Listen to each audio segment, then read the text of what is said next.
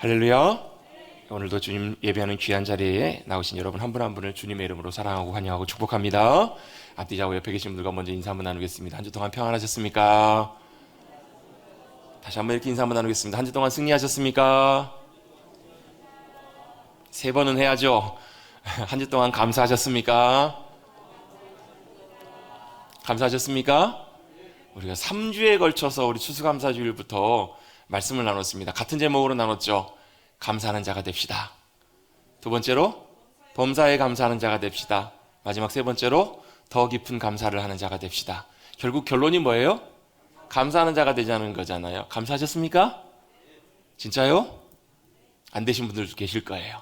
근데 여러분 걱정하지 마십시오. 왜요? 주님이 우리의 힘이시고 도움이 되어주시기 때문에 그래요. 여러분 하나님께서 때때로 우리 믿음의 사람들에게 실패를 주실 때가 있습니다. 아니 어떨 때 보면 어떤 분은 그런 얘기를 하세요. 목사님 설교하시는데 맨날 그리스도인들은 뭐 고난, 뭐 실패, 어려움 이런 얘기만 맨날 하신다고. 근데 여러분 그렇게 나누는 게요 이유가 있습니다. 왜 그러냐면 우리의 진정한 믿음이 드러나는 곳이 바로 어디냐면 오히려 실패하는 자리예요.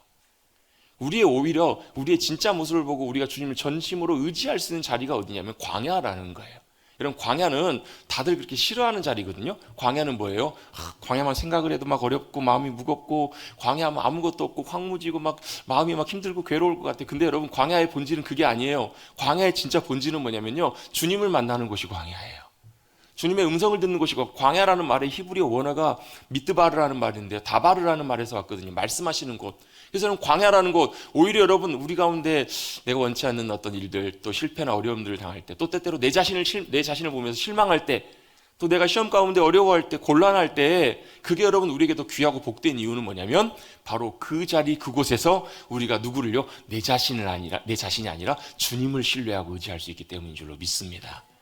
그래서 실패는 성공의 어머니라고 세상에서는 얘기하지만 오히려 여러분 우리는 실패는 믿음으로 주님을 더 의지할 수 있는 귀한 통로임을 꼭 기억하시고 오히려 그럴 때 감사하며 주님 의지하고 붙잡는 저와 여러분 되시기를 다시 한번 주님의 이름으로 축복합니다. 여러분 왜 실망하는 줄 아세요? 왜 우리가 실망하거나 왜 우리 마음이 낙심되는 줄 아세요? 나는 아닌 것 같은데요 나도 모르게 뭘 의지하고 기대하고 있느냐 하면 내 자신을 의지하고 있기 때문에 그래요.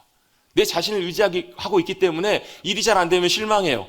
일이 내 뜻대로 안 되면 실패하면 좌절이 되고 마음에 어려움들이 생겨요. 여러분 그런 낙심이나 실망 이런 마음들이 들어올 때마다 내 자신을 의지하지 마시고 내 자신을 기대하지 마시고 뭘 의지하시라고요? 내 힘과 능력이 되시는 도움이 되시는 온전히 주님을 믿음으로 의지하며 주님의 은혜와 도우심을 구하며 나가시는 저와 여러분 우리 모두가 되시기를 다시 한번 주님의 이름으로 축복합니다. 그럴 때 감사할 수 있는 것 같아요. 내 자신을 보아도 소망이 없고 내 자신을 볼 때는요 별 볼 일 없어요. 여러분 왜 사람이 자기 자신을 막 꾸미는 줄 아세요? 왜 자꾸 막 스펙을 쌓고 막 위에다가 막 더 막 멋진 옷을 여러분 막 돈만 있으시면 여러분 명품 입고 싶으시죠? 안 입어보셔서 그래요. 여러분 할 수만 있으면 여러분 더 좋은 차, 큰 차 타고 다니고 싶지 않으세요? 내가 원해서 그런 마음도 있죠. 근데 여러분 차고 다니면 보면 좀 좋아요. 달라요. 대우가 다르고요. 내가 스스로가 막 높아지는 것 같아요. 내가 오히려 막 그렇게 올라가는 것처럼 보여요. 근데 여러분 그게 진짜 우리가 의지해야 될 우리의 참된 소망이 아니고 기대가 아니에요. 그거 여러분 잠시 있다 없어져요. 네, 여러분 우리가 진짜 의지해야 될 분, 그분을 믿음으로 의지하는 것, 그것이 우리의 삶의 가장 큰 소망이고 기쁨이심을 꼭 알고 감사하며 승리하시는 우리 모두가 되시기를 다시 한번 주님의 이름으로 축복합니다. 다시 한번 저를 따라 고백하겠습니다. 감사하는 자가 됩시다. 아마 오늘 교회 오시면서도 아마 여러 가지 마음으로 오신 분 계실 거예요. 몸이 안 좋아가지고 아파하고 힘들어서 오신 분도 계실 거고요. 한 주 동안 마음이 심란하고 마음이 복잡한 가운데 오신 분도 계실 거예요. 뭐 하자고요? 감사하는 자가 되시자고요. 왜요? 그 감사를 통해서 하나님이 놀랍게 역사하실 수 있는 믿음의 통로가 열리기 때문에 그래요. 3주 동안 우리 함께 얼굴 표정들을 보시니까 다 뭐 씻은 듯이 잊어버리신 것 같은데요. 그럴지라도 감사의 놀라운 은혜를 놀랍게 경험하시고 맛보시는 우리 귀한 믿음의 백성들 우리 모두가 되시기를 간절히 바랍니다. 아멘. 제가 여러분들을 만나보다 보면요 교회 안에서 만나는 분들이야 거의 대부분 다 신앙생활 하시는 분들이고 교회 다니시는 분들이신데요 교회 밖에서 이렇게 지나가다가 아니면 뭐 사람들을 이렇게 마주치다가 보면 저분이 교회 다니시는 분 같다, 저분이 신앙인인 것 같다라는 느낌을 받을 때가 있어요. 언제 그런 느낌을 받냐면 말을 해도요 교회 다니시는 분들은요 좀 용어가 좀 달라요. 어떤 표현들이나 말이나 단어들이나 이런 걸 보면 저분은 교회 다니시는 분 같다 그런 걸 느낄 때가 있어요. 여러분도 혹시 그런 느낌 느끼실 때가 있으시죠? 그렇잖아요. 그 특유의 사용하는 표현 단어들 있잖아요. 그런 표현들을 보면 저분 교회 다니신 것 같다라는 느낌이 들 때가 있어요. 또 언제요? 식당에 갔는데 밥을 먹으려고 하는데 이분이 밥 먹기 전에 뭘 해요? 여러분도 하시죠? 하나님 감사합니다. 아니면 누가 볼까 싹 하고 어쨌든 간에 저분은 식사하실 때 밥 먹기 전에 기도하시는구나 하고 보면 저분은 교회 다니시는가 보다. 차에도요, 요즘은 잘 안 붙여갖고 다니시는데 옛날에는 차 뒤에다가 물고기 모양 스티커 많이 붙이고 다니셨었잖아요. 기억나시죠? 그 물고기가 뭐예요? 그 물고기의 그 헬라어 약자가, 헬라어 단어 하나하나가 하나님의 아들 예수 그리스도, 이거 약자거든요. 그래서 그 물고기를 붙이고 다니는 거는 뭐 고기 잡으러 간다는 이런 뜻이 아니라 무슨 뜻이냐면 하나님의 아들 예수 그리스도, 그분이 나의 주님이십니다라는 것을 믿음으로 고백하기 위해서 그렇게 스티커를 이제 붙이고 다니던 거거든요. 그걸 보면 뭘 알아요? 저분은, 저 차를 운전하시는 분은 교회 다니시는 분 같다, 예수님을 믿는 분이신 것 같다라는 것을 우리가 알 수 있어요. 지금은 장식으로 많이 달고 다니지만 옛날에는 십자가 목걸이 아시죠? 십자가 목걸이를 달고 다니면 저분은 교회 다니시는 분 같다, 예수님 믿는 분인 것 같다라고 이렇게 우리가 알 수 있었어요. 그게 뭐가 되는 거예요? 표시가 되는 거예요. 표시가. 징표가 되는 거예요. 그런데요, 그것이 진짜 우리가 그리스도인임을 나타내는 증거이고 징표일까? 저와 여러분이 진짜 참 예수님을 믿는 그리스도인이고 성도라면 뭘 보면서 알 수 있을까? 뭘 보면서 알 수 있을까요? 얼굴 보면 알 수 있을까요? 뭘 보면서 알 수 있을까요? 여기다 이름표 붙이고 다니고 그런 표시를 갖고 알 수 있을까? 성경에서 오늘 예수님께서 우리가 그리스도인임을, 성도임을 분명하게 나타낼 수 있는 증거, 표징이 뭔지를 주님께서 오늘 우리에게 말씀을 해주고 계세요. 먼저 우리 오늘 읽었던 본문 13장 34절 35절 말씀을 다시 한번 한 목소리와 같이 한번 읽어보겠습니다. 34절과 35절입니다. 함께 읽습니다. 시작. 새 계명을 너희에게 주노니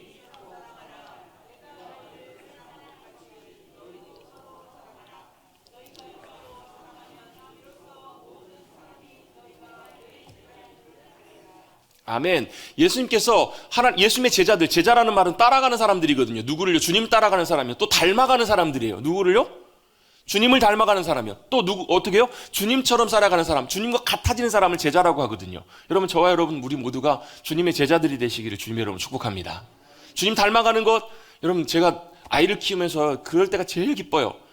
목사님 닮았어요. 아빠 닮았어요. 이런 얘기 들으면 제가 참 마음이 너무너무 좋아요. 그러시죠? 예. 자녀를 낳는데, 우리는 보통 그래요. 마음에 안 드는 거, 말 안 듣는 거, 이런 거는 남 닮고, 부인 닮고, 남편 닮고, 좋은 건 나 닮았다고 하잖아요. 근데 저는 잘 모르겠어요. 아무튼, 좋은 모습이든 나쁜 모습이든 아빠 닮았다는 소리 들으면 제가 참 마음이 너무 좋아요. 왜 그럴까요? 나로부터 나왔으니까, 내 자식이니까. 그냥 닮았다는 말만 들어도 참 좋아요. 근데 그러고 보니까요, 하나님께서도 우리를 보시면서 제일 기뻐하실 때가 언젠가 봤더니 그 중에 하나가 뭐냐면 우리가 주님 닮았다는 소리 들을 때, 우리를 보면서 누구를 봐요? 아버지의 모습을 보는 거예요. 하나님 아버지의 모습이 우리를 통해서 나타나게 될 때, 여러분 옆에 계신 분들 한번 쳐다보십시다. 뭐가 보이시는지. 뭐가 보이세요? 사람이 보이시죠? 당연하죠. 사람이 보이고 하지만 그 삶과 모습을 통해서 뭐가 보이는 거예요? 주님의 모습이 보이기 시작하고 주님을 닮아가는 모습이 나타나기 시작할 때 우리를 통해서 뭘 아세요? 주님이? 네가 내 자식이구나, 네가 내 자녀이구나를 알면서 참 하나님께서 기뻐하실 것 같아요. 그들이 누구냐면 제자들이에요. 제자라는 말은 어렵게 표현할 수도 있겠지만 쉽게 누구예요? 주님 따라가고 주님 닮아가는 사람들이 제자예요. 주님 닮아가고 주님과 함께 가는 사람, 그들이 제자인데 그 제자의 삶의 증거가 뭐냐면 여기다 명패 붙이고 다니고 십자가 목걸이 달고 다니고 그게 중요한 게 아니고, 그런 표시가 중요한 게 아니라 여러분이 11시에 이 자리에 앉아있는 거 그것도 중요하겠지만 그거보다 더 중요한 게 있대요. 뭐라고 주님 말씀하시냐면 너희가 서로 사랑하라 라고 말씀하세요. 그리고 나서 한 가지를 더 말씀하십니다. 내가 너희를 사랑한 것처럼 사랑하라. 이 두 가지를 보면서 예수님을 따르는 제자들, 성도들의 모습이 어떠한지를 증거할 수 있다라는, 그게 바로 증표가 된다라는, 표시가 된다라는 거예요. 그 당시에 예수님께서 승천하시고 나서 초대교회, 처음 예루살렘에서 이제 교회 공동체가 모이기 시작했어요. 그 당시만 해도 예수님을 사람들이 핍박하고 예수님을 이단시했기 때문에 당연히 초대교회도 굉장한 많은 핍박과 공격을 받았어요. 그런데 그 상황 속에서도 사람들이, 안 믿는 사람들도 딱 인정했던 한 가지가 있어요. 분명하게 인정했던 것이 하나 있는데 그게 뭐예요? 서로 사랑하는 모습을 그들 가운데 봤다라는 거예요. 서로 사랑하는 공동체의 모습을 그 가운데 봤어요. 사도행전의 말씀을 읽어보면요, 그들이 성령님의 충만하심을 받고 은혜를 경험한 다음에 그들이 뭐 하냐면 서로 모여요. 서로 모여서 함께 음식을 나눠요. 같이 밥을 먹어요. 여러분, 같이 밥을 먹는다는 건 굉장히 뜻깊은 중요한 의미가 있잖아요. 같이 먹으면서 혹여라도 궁핍한 자, 어려움 가운데 있는 자들을 그냥 돌아보지 않고 그냥 넘어가지 않고요. 자신이 갖고 있는 것을 팔아서라도 섬기고 나눠요. 뭐 하는 거예요? 서로 사랑하는 거예요. 사랑을 보여주고 사랑을 섬기는 거예요. 때때로 어려운 일들 가운데 가서 찾아가서 붙들어주는 거예요. 함께 떡을 먹고 나누며 서로의 필요를 채워주고 서로 섬기는 그런 모습을 보면서 누가요? 안 믿는 사람들도 보고 알았다라는 거예요. 아, 저 사람은 못 알아는 거예요? 하나님의 제자구나, 주님의 제자구나, 성도이구나, 이걸 분명히 알 수 있었다라는 거예요. 여러분, 지금 이 시대에도 여러분 동일하게 이 사실과 내용들은 여러분 변하지 않습니다.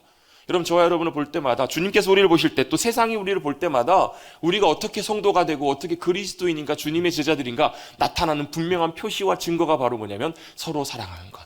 어떻게요? 주님의 사랑으로 내가 너희를 사랑한 것처럼 너희도 서로 사랑하라. 이 사랑의 중요한 모습들이 바로 그 증거인 줄로 믿습니다. 여러분, 이 귀한 삶의 모습들이, 증거가 저와 여러분의 삶을 통해서 나타나시는 우리 모두가 되시기를 주님의 이름으로 축복합니다. 여기서 두 가지 우리가 중요하게 봐야 될 초점이 있는데, 첫 번째는 뭐냐면 같이 한번 해보겠습니다. 서로라는 말이에요. 사랑하는데 어떻게 뭘 사랑하나? 이 범위를 말하는 건데요. 서로라는 말은 무슨 말이에요? 서로. 네. 서로는 뭐예요? 저 멀리 있는 사람도 서로가 될 수 있겠지만 서로의 제일 1차적인 의미는요, 우리 가장 가까운 사람이에요. 내 바로 옆에 있는 사람, 내가 아주 가까운 진거리에 있는 사람, 나의 관계가 아주 가까운 그 사람이 먼저 서로 안에 포함되는 1차적인 사랑의 범위라는 거예요. 누구를 먼저 사랑하라? 가장 가까운 사람들을 먼저 사랑하라. 저 멀리 있는 사람, C.S. 루이스라는 분이요, 이런 얘기를 했어요. 인류를 사랑하기를 원합니다. 인류를 사랑합니다. 이 말은 아무도 사랑하지 않는 거래요. 뭐예요? 막연하게 누군가를 사랑합니다, 인류를 사랑합니다, 이게 진짜 사랑의 의미가 아니라, 진짜 사랑은 뭐냐면 바로 내 옆에 있는 사람을 먼저 사랑하는 것, 내가 당신을 사랑합니다, 이게 진짜 사랑의 시작이고 이게 중요한 사랑의 의미라고 우리에게 설명을 해주고 있어요. 누굴 사랑하라고 주님 말씀하시는가? 첫 번째, 서로 사랑하라, 사랑의 범위를 말씀해 주세요. 그리고 두 번째, 어떻게 사랑하는지, 사랑의 방법을 예수님께서 우리에게 말씀하십니다. 어떻게 사랑하라고요? 어떻게 사랑하라고요?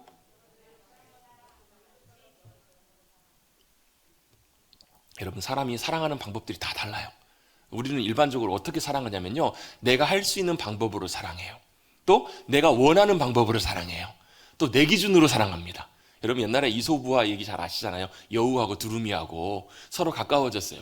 그래서 서로 사랑을 섬기기 위해서 집에 초청을 하잖아요, 식사를. 정말 지극정성으로 식사를 준비했는데 어떤 준비를 해요? 자기 입장에서 준비를 해요. 두루미가 먹을 수 없는 넓은 그릇에다가 음식을 사랑으로, 정성으로 준비합니다. 이거 여러분, 사랑이긴 사랑이에요. 근데 무슨 사랑이에요? 내 입장에서 하는 사랑이에요. 그렇죠? 또 이 두루미도, 이 학도 사랑의 대접을 받았기 때문에 마음이 너무 감사해서 자기도 집에 가가지고 그 여우를 초청해가지고 식사를 대접합니다. 어떻게 대접을 해요? 자기가 먹을 수 있는 긴 대롱에 들어있는 그 그릇에다가 음식을 대접을 해요. 여러분, 이것도 참 중요한 사랑의 중요한 마음이고 모습이긴 하지만, 이 이야기가 우리에게 보여주는 내용이 뭐예요? 내 입장으로 사랑하는 사랑이 그 사람에게는 진정한 사랑의 모습으로, 표현으로 전달되지 않을 수도 있겠다. 사람은요, 항상 자기 마음대로 사랑합니다. 자기 입장에 사랑하는 경우들이 많아요. 내가 선택해서 선별적으로 자기 스타일대로, 자기 기준대로 사랑하는 것, 주님께서는 이 사랑으로 사랑하라고 말씀하고 있지 않으세요. 내 방법이나 내 스타일, 내 기준이 아니라 분명히 주님 말씀하십니다. 뭐라고, 어떻게 사랑하라고 그 방법을 말씀해 주시는데, 내가 너희를 사랑한 것처럼 너희도 사랑하라는 거예요. 어떻게 사랑하라고요? 내가 너희를 사랑한 것처럼 사랑하라. 자, 저 정리합니다. 첫 번째로 뭐예요? 서로 사랑하라는 거예요. 가장 가까운 사람부터 사랑하는 것. 어떻게 사랑하라고요? 이 내가는 예수님이세요. 너희는 누구예요? 저와 여러분, 우리 모두예요. 예수님께서 저와 여러분을 사랑하신 그 사랑으로 너희도 사랑하라. 여러분, 예수님께서 저와 여러분을 어떻게 사랑하셨기에요? 여러분, 우리가 성경에서 제일 잘 아는, 제일 유명한 말씀 중에 하나가 뭐냐면 요한복음 3장 16절 말씀이잖아요. 어떻게 되죠? 다 많이 암송하실 거예요. 시작. 하나님이 세상을 이처럼 사랑하사 독생자를 주셨으니 이는 그를 믿는 자마다 멸망치 않고 영생을 얻게 하려 하심이라. 어떻게 사랑하셨냐면요, 저와 여러분을 세상을 사랑하셔서 죽기까지 하나뿐인 아들 독자를 우리를 위해서 내어주시면서까지 사랑하셨다라는 거예요. 여러분 죽음까지 생명까지 내어놓으시면 사랑하신 그 사랑이라면 여러분 더 이상 주실 것이 없다라는 거예요. 다 주시면서까지 사랑해 주셨어요. 그 사랑을 주님께서 저와 여러분에게 보여주셨습니다. 그리고 그 사랑의 모습을 오늘 본문의 내용들을 통해서 발견할 수가 있는데요. 제가 원래 31절부터 38절까지만 읽으려다가 21절부터 읽었던 이유가 있습니다. 예수님께서 하셨던 34절, 35절 이 말씀을 중심으로 앞에하고 뒤에 스토리가 또 같이 연결이 돼요. 앞에는 누구의 이야기가 나오냐면 예수님의 제자였던 가룟 유다와 예수님과의 관계의 이야기가 나와요. 여러분 가룟 유다는 다 아시죠? 가룟 유다가 누구예요? 예수님을 배반하여서 예수님을 팔아넘긴, 예수님을 십자가에 돌아가시도록 죽게 내어준 장본인이 바로 가룟 유다입니다. 배신자예요, 배신자. 그리고 이 서로 사랑하라는 이 말씀 바로 뒤에는 또 어떤 얘기가 나오냐면 누구와의 이야기가 나오냐면 예수님의 수제자였던 베드로와 예수님과의 이야기가 나와요. 베드로가 어떤 사람이 베드로예요? 큰 소리 빵빵 쳤지만 어때요? 큰 소리 빵빵 치고 뒤에서는 쭈그러진 사람이 베드로잖아요. 큰 소리 빵빵 치고 뒤에서는 완전히 무너져 내려버린 사람이 베드로예요. 그렇게 3년 동안 따르고 예수님의 수제자 역할을 했던 그 베드로가 예수님 모른다 정도가 아니라 예수님 저주해요. 나는 그 사람 절대 모른다. 저주할 만큼 그렇게 무너져버린 삶의 존재가 바로 베드로였다라는 거예요. 이 이야기들이 이 말씀과 도대체 무슨 상관이 있을까? 여러분 이들까지도 예수님께서는 어떻게 하셨냐면 끝까지 사랑하셨다라는 거예요. 여러분 우리가 요한복음 13장을 시작하면서 13장 1절에 제일 먼저 나왔던 말씀이 무슨 말씀이냐면요. 예수님께서 제자들을 사랑하실 때 어떻게 사랑하시냐면 끝까지 사랑하셨다라는 거예요. 여러분 변치 않는 불변의 진리 하나가 있습니다. 바로 뭐냐면 우리의 마음은 갈대처럼 왔다 갔다 할지라도 주님께서 우리를 향하신 그 마음은 변치 않고 끝까지 사랑하시는 사랑이라는 거예요. 여러분 자식은 때때로 부모를 미워하고 배반할 때 있어요. 요즘은 세상이 워낙 달라졌기 때문에 부모도 자식을 그런데요. 정상적인 부모라면 자식을 향한 사랑이 끝이지 않습니다. 언제까지요? 할 수 있는 만큼. 얼마만큼요? 내 생명을 주면서까지.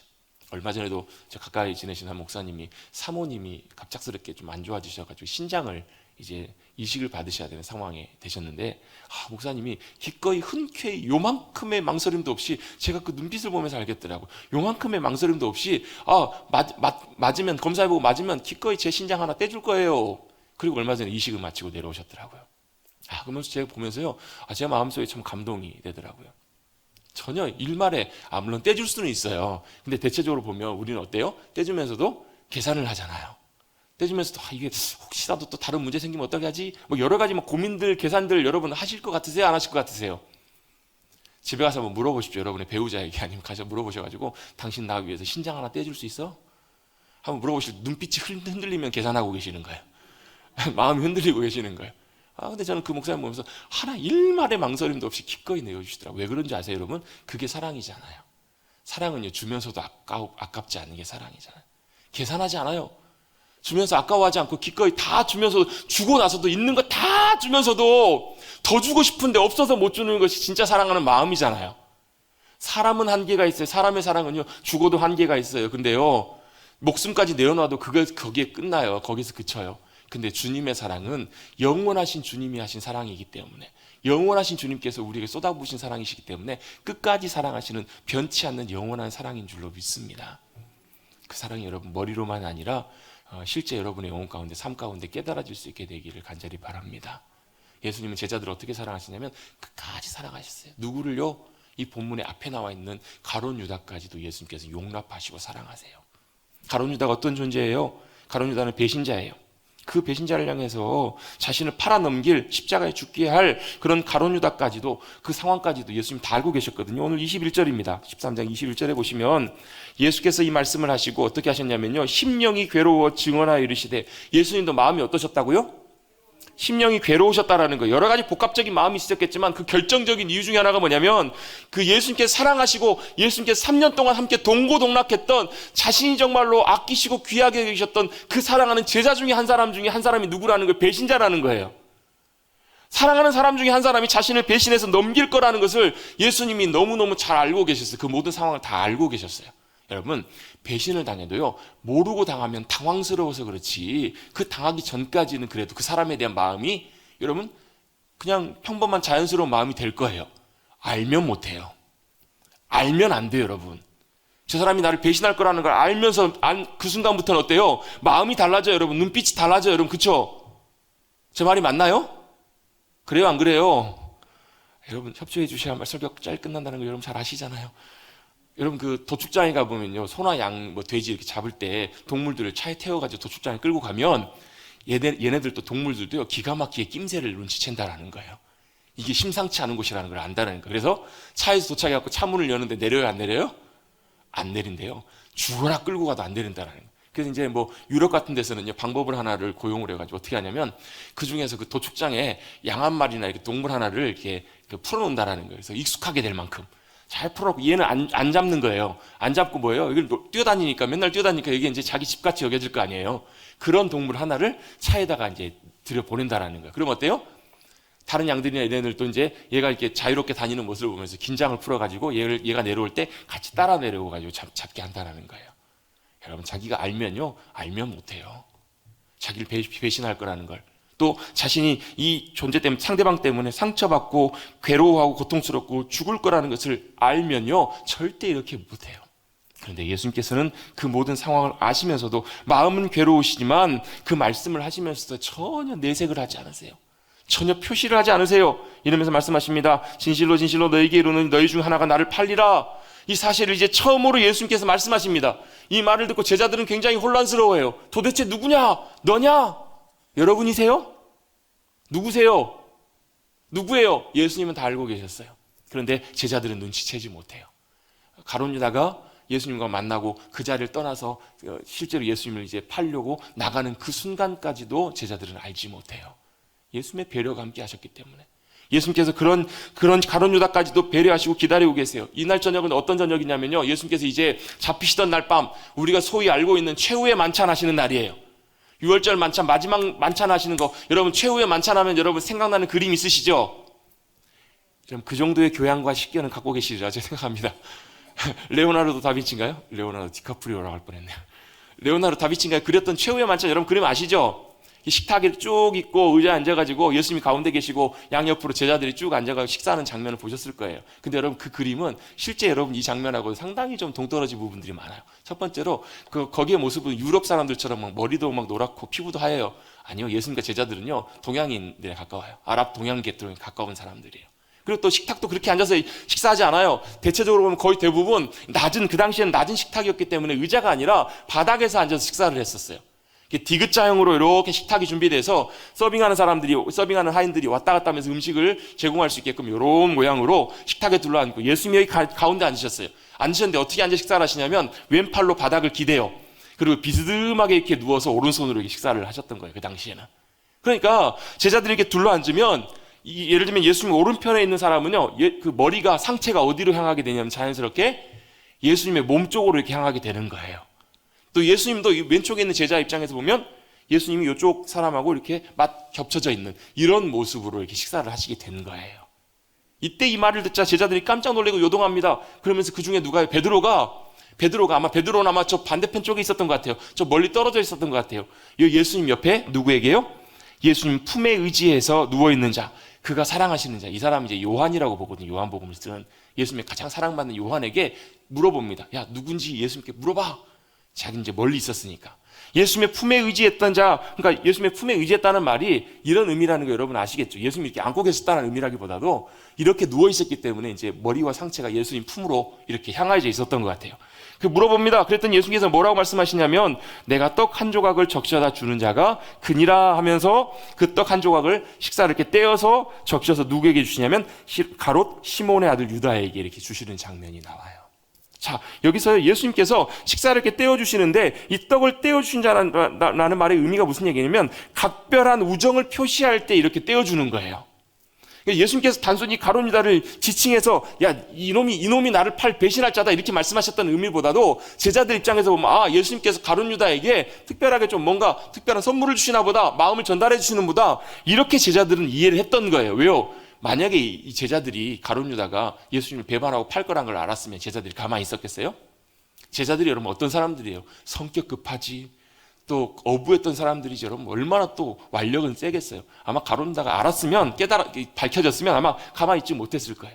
그런데 예수님께서는 전혀 드러내지 않으시고 그 가룟 유다를 이해하시고 용납하시고 그에게 떡을 떼어주시면서 예수님의 마음을 전해주시는 장면이 나와요. 어찌 보면 예수님께서는 그 순간만이라도, 그때만이라도 가룟 유다가 돌이키고 깨닫고 자신의 길들을 버리고 다시 주님께로 돌아오기를 어쩌면 주님께서는 기다리고 계셨을지도 모르겠어요. 예수님께서는 가룟 유다까지도 사랑하셨습니다. 어떻게 사랑하셨는가? 있는 그대로의 모습을 용납하셨어요. 배신자까지도, 자신을 팔아넘길 그런 존재까지도 예수님께서는 마음으로는 괴로우셨지만 그를 기꺼이 용납하고 기다려주시며 또한 그를 향해서도 여전히 사랑의 손길을 내밀고 계시는 분이 바로 우리 주님이셨다라는 거예요. 저 같으면 못할 것 같아요. 저 같으면 도저히 안 될 것 같아요. 어때요? 아직 멀리 있으면야 그렇게 좀 낫겠지만 같이 한 자리에 앉아 식사하고 같이 예수님께서도 그 가룟 유다 쪽에 가룟 유다에게 떡을 떼서 주실 수 있는 정도의 거리라면 아마 바로 옆이든지 가까이 아마 예수님께서 계셨을 거예요. 그런 사랑의 표현을 할 수 있다라는 것, 여러분 이건 쉽지 않았을 거예요. 심지어 예수님께서 이 장면 바로 직전에는 뭐까지 하셨어요? 가룟 유다의 발까지 씻겨주셨어요. 가장 더러운 치부, 가장 냄새나는 발까지 예수님께서 다 씻겨주신 거예요. 뭐 하신 거예요? 그런 배신자, 그런 반역자, 자기를 죽이려고 하는 그 가룟 유다까지도 예수님께서는 용납하시고 받아들여 주시고 사랑의 손길로 그를 끌어안아 주셨던 거예요. 자신을 기꺼이 내어 맡겨주신 거예요. 여러분 어찌 보면 자신에게 예수님에게 있어서 가룟 유다는 심각한 상처를 주는 존재예요. 배신감과 치를 떨게 하는 그런 존재가 바로 가룟 유다였어요. 사랑과 헌신 다 주셨지만 돌아오는 것은 자신을 향한 배신, 고발 이런 것들만 자신에게 돌아오는 존재가 바로 가룟 유다였습니다. 그런 가룟 유다를 향해서도 기꺼이 예수님께서는 사랑의 손길을 내밀어 주셨다라는 거예요. 그게 바로 예수님께서 사랑하신 사랑이에요. 여러분 우리는요 사랑할 때 사랑할 수 있는 사람들 사랑하는 건 참 쉽습니다. 그런데요 사랑하기 어려운 사람, 사랑할 수 없는 사람 사랑하는 것은 정말 쉽지 않아요. 내가 너희를 사랑한 것처럼 너희를 사랑하라는 이 말씀 의미하는요 사랑하기 어려운 사람, 사랑할 수 없는 사람, 도저히 용납할 수 없는 사람, 나에게 상처와 아픔만 주는 사람, 심지어 나의 뒤통수를 치고 내 발에 도끼를 내려 찍고 아픔과 상처를 주는 그 사람까지도 예수님께서는 어떻게 하셨는가? 사랑으로 용납하시고 품에 안아주셨다라는 거예요. 여러분 이 사랑으로 사랑하실 수 있는 저와 여러분 되시기를 주님의 이름으로 축복합니다. 이렇게 말씀드리면 부담이 팍 오실 거예요. 어떻게 그렇게 사랑하는가? 어떻게 그렇게 사랑할 수 있어? 아우 나는 엄두도 못 내, 안 할 거야. 이런 마음들이 확 드시는 분들 계실 거예요. 그래서 여러분 우리 의지와 마음으로 사랑하는 것이 아니에요. 이럴 때 오히려 주님의 도우심과 은혜를 구하고 주님 앞에 믿음으로 나가는 것들이 참 중요해요. 여러분 이것이 바로 서로 사랑하라는 말씀 안에 포함되어 있는 거예요. 이 서로 안에는 여러분 옆에 계신 분들도 포함되지만 내 옆에 누가 있어요? 때때로는 가룟 유다와 같은 그런 존재가 있어요. 그런 존재까지도 예수님께서 용납하시고 사랑하신 것처럼 그렇게 사랑하라고 주님께서 말씀하고 계세요. 이유가 있습니다. 왜 그게 가능하냐면, 할 수 있냐면요, 저와 여러분도 가룟 유다처럼 똑같은 그런 존재이지만 주님이 저와 여러분을 가룟 유다처럼 똑같이 용납해 주시고 기다려 주시고 받아주시고 안아주시고 사랑해 주셨기 때문에 그게 가능한 거예요. 여러분 가룟 유다가 중요한 것이 아니라 우리도 똑같은 가룟 유다처럼 예수님을 반역하기도 하고 돌이키기도 하고 심지어 여러분 똑같이 예수님의 마음을 아프시게 하고 상처를 주고 그런 많은 일들이 있었음에도 불구하고 주님께서는 가룟 유다를 용납하신 것처럼 저와 여러분을 용납해 주신 줄로 믿습니다. 저와 여러분을 기다려 주시고 사랑해 주신 거예요. 기꺼이 손길로 붙잡아 주시고 손 내밀어 주시고 표현해 주신 거예요. 그것만 그런가요? 그 뒤에 나와 있는 베드로의 이야기는 어때요? 베드로가 어때요? 예수님께서 이제 떠나실 때가 돼서 나 이제 갈 거야 그랬더니, 아니 예수님 어디 가실 거예요? 안 돼요. 가시면 안 돼요. 아니 가야 돼. 아 그럼 저요 주님 가시는 곳이라면 어디든지 갈 거예요. 목숨 걸고 제 목숨 내놓고 죽으면 죽었지 주님 안 떠나고 따라갈래요. 이렇게 큰 소리 빵빵 칩니다. 여러분 이런 제자 있으면 여러분 예수님께서 힘이 많이 나시겠죠?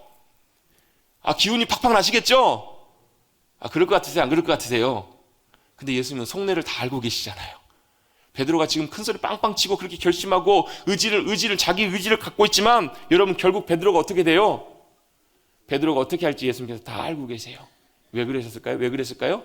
베드로의 연약함을 주님께서는 다 보고 알고 계셨다는 거예요. 베드로가 어떻게 넘어질지, 어떻게 연약해서 어떻게 할지를 예수님께서 다 알고 계셨어요. 그럼에도 불구하고 예수님께서는 그 베드로를 책망하시거나, 저 같으면 그럴 것 같아요. 이거 이놈아, 내가 3년 동안이나 너 데리고 다니면서 이렇게 했는데 이거밖에 못하냐고. 너 이렇게 할 거야 앞으로. 그러면서 정신 똑바로 차려. 잘 좀 해. 저 같으면 이렇게 혼내고 막 이럴 것 같아요. 예수님께서는 전혀 그렇게 말씀하지 않으시고요. 어떻게 하시냐면, 지금은 네가 못 따라올 거야. 그런데 나중에 언제예요? 주님께 승천하시고 성령님께서 오셔서 성령님이 그의 능력이 되어주시고 그의 은혜의 팔이, 주님의 능력의 팔이 그를 붙잡아 주실 때, 그때는 내가 너도 나를 따라올 거야. 그래서 전에 내려오는 전승에 의하면 베드로가 마지막에 잡혀서 순교하게 되는데요, 베드로가 십자가에 달려서 죽거든요. 근데 예수님과 같이, 나는 어떻게 예수님과 같이 이렇게 십자가에 달려 돌아갈 수 있겠느냐, 죽을 수 있겠냐, 나는 그 존재, 그렇게 될 만한 존재가 안 된다 해가지고 어떻게 거꾸로 십자가에 나를 달려 죽여달라, 이렇게 그렇게 매달려 죽었다고 하잖아요. 그 길을 믿음으로 걸어갈 수 있었던 것, 그건 바로 뭐냐면 자신의 연약함이 아니라 자신의 연약함과 부족함까지도 이해해 주시고 용납해 주시는 그 주님의 사랑, 그 은혜를 그가 경험하였을 때 나중에 그렇게 주님을 잘 따라가게 되었던 거예요. 베드로가 간과했던 것 하나 있습니다. 바로 그건 뭐냐면 용기는 가상해요. 결단도 중요했어요. 그러나 자신이 연약한 존재라는 것을 그는 보지 못하고 있었어요. 주님께서는 뭘까지 보고 계셨냐면요, 베드로의 연약함과 넘어질 것까지 다 보고 계시고 그걸 기다려주시고 기대하고 계시는 거예요. 여러분, 주님께서 베드로를 사랑하신 그 사랑 안에는 우리를 향한 사랑의 모습도 그대로 담겨 있습니다. 여전히 연약해요. 여전히 부족해요. 근데 주님께서는 뭘 보시냐면 우리를 보시고 책망하시고 꾸짖으신 것이 아니라 그 연약한 모습을 보시면서도 넘어질 걸 아시면서도 어떻게 하세요? 이놈아 정신 차려라, 이렇게 말씀하지 않으시고 나는 너를 기대해. 네가 결국은 나와서 결국 그 길을 갈 것을 나는 알고 있어. 그렇게 기대하고 믿고 있어. 이렇게 격려하시고 그렇게 위로해 주시는, 힘을 주시는 주님의 사랑의 손길과 모습을 베드로를 통해서 보게 된다는 거예요. 여러분, 우리가 오히려 약할 때 우리의 도움이 되시는 그 주님의 놀라운 사랑의 손길, 그것을 기대하시고 믿음으로 나가시는 저와 여러분 되시기를 주님의 이름으로 축원합니다. 그래서 그 사랑으로 주님께서 우리를 향해서 주님 말씀하십니다. 사랑하라.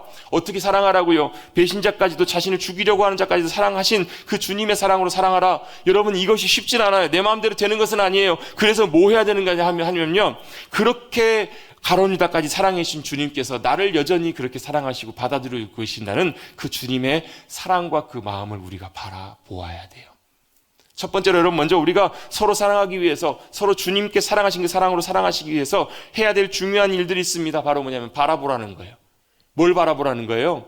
가룟 유다까지도 용납하시고 용서하시고 사랑해 주신 그 주님의 용서와 사랑이 저와 여러분을 향한 사랑과 용서하심이라고요. 저와 여러분을 기꺼이 받아들여 주시는, 저와 여러분을 기꺼이 용납해 주시는 그 주님의 사랑이 여전히 지금도, 2000년이 지난 지금도 여전히 변치 않고 동일하다라는 거예요. 그 사랑으로 우리를 사랑해 주시는 그 사랑을 바라보는 것, 그것이 바로 우리가 첫 번째로 해야 될 중요한 일입니다. 두 번째로 뭘 해야 되는가? 예수님께서 하셨던 것처럼 우리도 마음의 문을 열어야 돼요. 예수님께서 가룟 유다를 보시면서 어떻게 행동하셨는가? 예수님께서 기꺼이 자신을 배반해서 팔려고 하는 그 가룟 유다를 향해서도 마음을 여세요. 기꺼이 모든 손을 내미세요. 팔을 펼치세요. 그리고 사랑의 손길을 내미십니다. 여러분, 사랑하기 위해서 제일 중요한 것 중에 하나가 뭐냐면요, 우리는 항상 그렇거든요. 모든 사람들을 대할 때마다 우리의 마음을 사실 잘 지키기를 원해요. 왜요?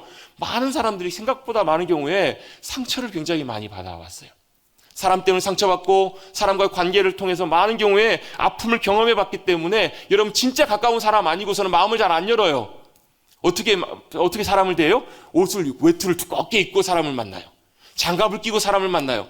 어때요? 여러분, 지금 3년 동안 우리가 코로나 시국을 지나면서 몸에 자연스럽게 배버린 거 있어요. 마스크 착용하는 거. 마스크 쓰면 사람 얼굴이 잘 안 보여요. 심지어는 무슨 말까지 나와? 마기꾼이라고. 마스크 사기꾼이라고. 마스크 쓰고 있을 때는 얼굴 전체가 잘 안 보이기 때문에 잘 몰라요. 여기만 보이니까 저 사람 저런 사람인가 보다. 진짜 얼굴을 보려면 어떻게 해야 돼요? 마스크 내리고 봐야 되잖아요. 근데 여러분, 3년 동안 우리가 마스크 잘 쓰고 지냈어요. 뭐가 된 거예요? 사회적 거리두기가 된 거예요. 근데 여러분, 우리가 사회적 거리두기 하기 전부터 여러분 사랑의 거리두기 하고 살았던 거 아세요? 사랑의 거리두기를 하고 살았어요. 어때요? 기꺼이 내가 원하는 사람에게는 다가가서 마음을 열지만 내 쉽지 않은 사람에게는 어떻게 해요? 마음을 안 열어요. 손 내밀지 않아요. 여러분, 우리가 서로 사랑하라는 주님의 말씀 따라가기 위해서는요, 먼저 주님이 하셨던 것처럼 먼저 다가가서 손 내미셔야 돼요. 먼저 마음을 열어야 돼요. 진짜 쉽진 않아요. 참 부끄러운 고백이지만 제가 목회를 하면서 목사로서 그런 마음을 하나님께 제가 깨닫게 하실 때가 있더라고요. 목사인데 영혼을 사랑하는 마음이 없구나. 목사인데 성도를 사랑하지 못하는구나. 물론 여러분, 할 수 있을 때는 합니다. 쉬울 때, 좋을 때, 이럴 때는 하죠. 근데 마음이 불편할 때, 마음이 어려울 때, 쉽지 않을 때는 여러분, 사랑하지 못하는 우리의 모습, 그게 제 모습이고요.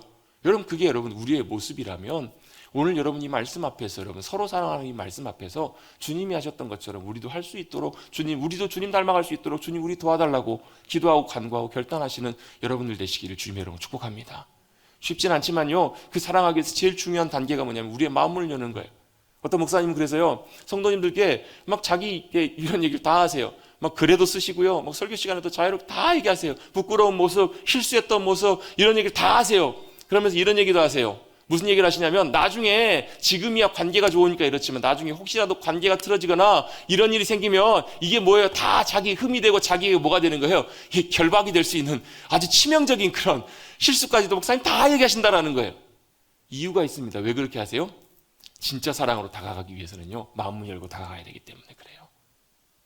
여러분 쉽지가 않아요. 어려워요. 그런데 주님이 기꺼이 그렇게 찾아오셔서 그렇게 사랑의 손 내밀어 주신 것처럼 여러분 우리도 서로 사랑하기 위해서 먼저 다가가시고 먼저 내가 마음을 여시고 먼저 여러분 말로 표현하십시다. 그래서 여러분 사랑의 제일 중요한 것 중에 하나가 뭐냐면 표현하는 거예요. 말로. 제가 우리 수요 예배 시간에 계속 시리즈로 말씀과 함께 성경 공부 형식으로 나누면서 이번에 마지막 나눴던 챕터가 그리스도인의 가정생활이거든요. 교회생활, 가정생활을 나눴는데 제가 수협에 오시는 분들에게 숙제를 드렸어요. 무슨 숙제를 드렸냐면 여러분 하나님께서 주신 사랑하는 가족에게, 아내에게, 남편에게, 배우자에게 사랑한다고 표현하시라고, 사랑한다고 말로 표현하시라고 그랬더니 실제로 몇 분이 그렇게 하시더라고요. 아침에 일어나자마자 사랑해 표현하시더라고요. 아 지금은 말뿐일지 몰라요. 그런데 여러분 그 표현 하나하나 또 시작해서요 여러분 나중에 마음이 열리고 사랑의 관계가 분명히 저는 열리리라고 확신해요.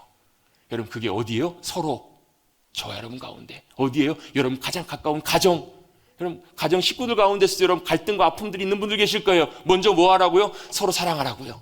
어떻게 마음을 열고 찾아가시라고요. 아픔을 줬던 상처를 줬던 사람에게 먼저 다가가시라고요. 또 누구요? 서로 누구에게? 여러분 옆에 계신 분들에게. 교회 공동체 여러분 우리 머릿돌교회가 너무 커요. 너무 영혼들이 많아요. 그래서 어떻게 해요? 서로 사랑하기가 너무 크고 넓어서 쉽지가 않아요. 여러분 우리 교회 공동체 가운데서도 여러분 서로 사랑하는 이 관계들이 회복되지 않으면 우리의 삶의 모습 가운데 하나님의 나라가 임하는 것이 어려울 줄로 믿습니다. 여러분 먼저 우리가 하나님께서 우리 사랑하는 가족으로 만나게 하신, 서로 만나게 해주신 우리 머릿돌교회 교회 공동체 가운데 주님이 보여주신 귀한 사랑으로 서로 사랑할 수 있는 귀한 은혜가 우리 가운데 풍성하게 부어질 수 있게 되기를 주님의 이름으로 축복합니다. 그래서 뭐 하자고요? 먼저 마음을 열자고요. 그리고 찾아가서 뭐 하자고요? 말로 표현하자고요. 계속 기도하고 있습니다. 우리 공동체 가운데 소그룹들이 이제 뭐 목장 모임 형식으로 이렇게 좀 변화됐으면 좋겠다라는 기대를 갖고 있는데 거기서는 뭐 하는 거예요? 먼저 자기가 자기를 오픈해요. 먼저 자기 속에 있는 얘기들을 꺼내기 시작해요. 그럼 어때요? 상대방도 그 얘기를 듣고 흉 보는 것이 아니라 자기 있는 속에 있는 얘기들을 꺼내기 시작해요. 그러면 서로에게 그것이 위로가 되고 서로에게 그것이 사랑의 관계, 사랑의 손길로 서로 붙잡아주는 귀한 관계가 맺혀지기 시작해요. 그게 여러분 하나님의 나라의 공동체고 그게 바로 주님께서 제자들에게 보여주신 사랑의 모습이고 그게 바로 우리가 이 땅 가운데 이뤄가야 될 하나님의 나라의 귀한 모습인 줄로 믿습니다. 말로 표현하는 거 굉장히 중요해요. 뭐 이것과 정확한 딱 맞는 얘기는 아니지만요. 한 목사님이 이렇게 하신다고 해요. 예를 들면 운전해 가고 있는데 차가 갑자기 옆에 있는 차가 깜빡이도 없이 갑자기 확 끼어들어요. 그럼 여러분 어떻게 반응하세요? 저도요 빵 그러면서 욕은 안 하지만 뭐 어떻게 운전을 저렇게 날국질이 나오네요. 하지 말라고 하시나 봐요. 막 이렇게 화를 낼 때 있으세요? 없으세요? 그런 사람 아세요? 그런 사람 아세요? 모르세요? 이 목사님은 이렇게 하신대요. 차 꽉 끼어들어가지고 화가 확 나려고 하는 순간에 먼저 말을 하신다는 거예요. 뭐라고 먼저 말을 하시냐면 이렇게 말을 하신대요. 어떻게 해요? 그럴 수 있지. 급한 일 있나 보지. 너도 그렇잖아. 이렇게 먼저 말을 꺼내신다라는 거예요. 왜요? 말로 표현하는 것이 이렇게 말을 내뱉고 나면 화가 이렇게 쭉 올라오다가도 어떻게 돼요? 이 했던 말 때문에 이게 말이 컨트롤이 된다는, 마음이 감정이 컨트롤이 된다는 게 이렇게 쭉 내려온다는 거예요. 여러분 우리는 말로 표현하십시다. 뭐라고요? 사랑합니다. 주님의 마음으로 주님의 사랑으로 사랑합니다. 여러분 한번 해봅시다. 옆에 계신 분에게 주님의 사랑으로 사랑합니다. 그냥 하라니까 억지로 하는 이런 게 아니고 정말로 주님의 마음으로 사랑하는 그 사랑의 은혜들이 우리 모두 가운데 부어질 수 있게 되기를 간절히 바랍니다. 그래서 어떻게 해요? 이 서로의 관계들이 회복돼 가는 거예요. 나중에는 할 수 없는 이들에게 먼저 찾아가서 주님의 사랑을 보여주기 시작할 때, 나타내기 시작할 때 여러분 그것이 바로 우리가 그리스도인 된, 성도 된 참된 증거로, 증표로 나타나게 될 줄로 믿습니다. 마지막으로 어떻게 서로 사랑할 수 있을까? 주님께 사셨던 것처럼 우리도 그렇게 사랑하는데요. 우리가 사랑해야 될 그 대상이 주님이시라고 생각하고 사랑하시는 거예요. 죽게 하듯 사랑하는 거예요. 내가 사랑해야 될 그 대상이 주님이 우리 가운데 오셨다. 그래서 오늘 제목이 보면요, 제목이 이렇습니다. 어떻게 해요? 사랑하기 위해 오시었네. 그 사랑을 사랑으로 사랑하라 하시네. 주님께서요, 우리를 그렇게 사랑하신 것처럼 주님께서도 우리에게 원하시는 것이 있어요. 우리를 사랑하셨던 그 사랑으로 우리도 주님 사랑하기를 원하세요. 어떻게 사랑하실래요? 그 사랑으로 우리 가운데 찾아오신 분이 주님이세요. 누구에게요? 가장 작은 자의 모습으로, 또 우리의 사랑과 위로가 가장 필요한 모습으로 우리 가운데 주님이 찾아오세요. 그냥 우리가 외면해버렸던 그 한 사람, 우리가 그냥 지나쳐버렸던 어려움 가운데 있는 그 한 사람이 바로 누구의 모습으로 찾아오신 주님이시냐면 그 사람의 모습으로 찾아오신, 우리를 찾아오신 주님이심을 기억하시고 그 주님께 우리의 사랑의 손길, 사랑의 헌신, 희생을 온전하게 나타낼 수 있는 우리 모두가 되시기를 주님의 이름으로 축복합니다. 제가 예전에도 알고 있었는데요, 이번 주에 책을 한 권 주문해서 책을 읽고 있는 책이 있어요. 그 청년 바보 의사라는 책이에요. 안수연 의사 선생님에 대한 이야기인데요, 33세의 젊은 나이로 세상을 떠났어요. 주님께서 부르셔서 이 땅을 떠났어요. 죽었어요. 그런데 그 33년의 인생을 살면서 너무너무 귀한 주님의 사랑 가운데 살았던 인생이에요. 그 33세 젊은 나이에 결혼도 안 하고 세상을 떠났던 그분의 장례식에 4,000명이 넘는 사람들이 조문을 왔어요. 4,000명, 그 사람들이 왔던 이유는 뭐냐면요, 그 선생님을 통해서, 그 의사 선생님을 통해서 보여준 그 군의관으로 있다가 직접 사병들과 같이 훈련하다가 유행성 출혈염에 감염이 돼가지고 병원에 치료를 받다가 세상을 떠났는데요, 그 사랑을 못 잊어서. 왜요? 그 선생님의 짧은 삶을 통해서 뭘 봤냐면, 사람들은 그 선생님의 말, 행동, 태도, 모습, 표정, 그 손길들을 통해서 그와 함께 하시는 예수님을 보았거든요. 예수님의 사랑을 보았거든요. 지나가는, 그냥 병원에 청소하던 지나가는 한 분 한 분을 그냥 지나쳐가지 않고요, 그 앞에서 구두를 닦는 분에게도 깍듯이 인사하고 사랑으로 대하고, 그가 진료하는 모든 환자들에게 누구에게 하듯이요? 주님께 하듯이 주님께서 주신 그 사랑으로 섬기고 나누었던 그 삶의 모습의 열매가요, 33년밖에 안 살았던 짧은 인생이었지만 많은 사람들에게 어떤 모습으로 다가왔는가? 주님이 우리 가운데 오셔서 나를 사랑해 주신 그 사랑의 모습을 그분을 통해서 보게 되는 거예요. 그분에게는 뭐가요? 갈라디아서 6장에 나와 있는 예수의 흔적, 예수 그리스도의 흔적이, 예수 그리스도의 표시가, 예수 그리스도의 모습이 남았기 때문에 그가 세상을 떠났지만 많은 사람들이 여전히 그를 기억하고 그 사랑과 은혜를 누리고 또 풍성한 삶을 지금도 살아가고 있는 거예요. 여러분, 저와 여러분의 삶을 통해서 무슨 표시가 여러분의 삶에 나타나고 계십니까? 예수님의 흔적? 예수님의 표시가 여러분 나타나십니까? 아니면 저와 여러분의 삶의 모습만 그냥 여전히 나타나십니까? 교회 다닌다고요? 예, 참 그것도 귀한 일입니다. 신앙생활 하신다고요? 참 그것도 귀한 일입니다. 정말 중요한 것은 무슨 증표가, 무슨 표시가 저와 여러분의 삶을 통해 나타나고 계시냐는 거예요. 여러분, 예수님의 흔적이, 예수님의 삶의 온전한 사랑의 징표가 나타날 수 있게 되기를 주님의 이름으로 축복합니다. 저와 여러분의 인생을 통해서, 삶을 통해서 그 삶이 어떻게 나타난다고요? 서로 사랑하는 삶의 모습을 통해서, 주님께서 저와 여러분을 사랑하셨던 그 사랑의 모습으로. 여러분, 이제 눈을 들어 찾아보십시다. 내가 사랑해야 될, 서로 사랑해야 될 대상이 누군지 찾아보십시다. 그리고 그 상대방을 향해서 주님께서 나를 사랑하셨던 그 사랑으로 나도 주님을 사랑하듯이. 모르잖아요, 여러분. 그 사람이, 주님이 그 사람의 모습으로 우리를 찾아오신 주님이실지 어떻게 알아요? 그 사람에게 주님의 사랑에, 우리의 마음의 사랑에 귀한 손길을 내미셔서 여러분, 많은 상처 아픔 가운데 이들에게 힘들게 했던 그에게 여러분 기꺼이 찾아가시는, 가룟 유다도 품에 안으시고 베드로도 이해하고 용납하셨던 그 주님처럼 우리도 그 주님의 사랑으로 귀한 그리스도의 표시를 나타내시는, 그리스도의 귀한 증거를 나타내시는 저와 여러분 되시기를 다시 한번 주님의 이름으로 축복합니다. 축복합니다. 그래서 여러분, 우리 머릿속에 성도님들 볼 때마다 어디를 가도 야, 그리스도의 표시가 나는구나, 그리스도인의 표시가 나는구나, 징표가 나타나는구나. 어떻게 해요? 서로 사랑하는 모습을 통해서 귀하게 주님의 기쁨이 되시는 저와 여러분, 우리 모두가 되시기를 다시 한번 주님의 이름으로 축복합니다. 기도하겠습니다. 주님, 감사합니다. 오늘도 대림절 주님 오심을 기다리는 첫째 주일 주님 앞에 나와 믿음으로 예배하게 하시고, 주님이 우리에게 보여준 주님의 사랑, 주님의 사랑의 귀한 모습들 다시 한번 마음에 새기고 우리도 주님 말씀하신 것처럼 너희가 내 제자인 줄 알도록 서로 사랑하라. 내가 너희를 사랑하는 것처럼 그 모습 그대로 사랑하라. 말씀하신 그 마음, 그 말씀 우리의 마음속에 새기게 하여 주시옵소서. 그래서 우리의 삶에 자그마한 변화들이 일어나게 하시고 그 주님의 우리를 용납해 주신 그 사랑 힘입어서 우리도 먼저 찾아가 손 내밀고 마음을 열고 사랑의 손길로 말로 표현하며 사랑을 나누는 것을 통해서 주님의 귀한 사랑, 영광이 나타나는 주님의 귀한 그리스도의 제자들, 성도들 우리 모두가 되게 하여 주시옵소서. 그래서 우리의 삶의 모습을 통해서 주님이 나타나시는 증거 되시는 복된 삶을 살아가는 우리 모두가 되게 하여 주시옵소서. 감사드리며 예수의 이름으로 기도드리옵나이다. 아멘.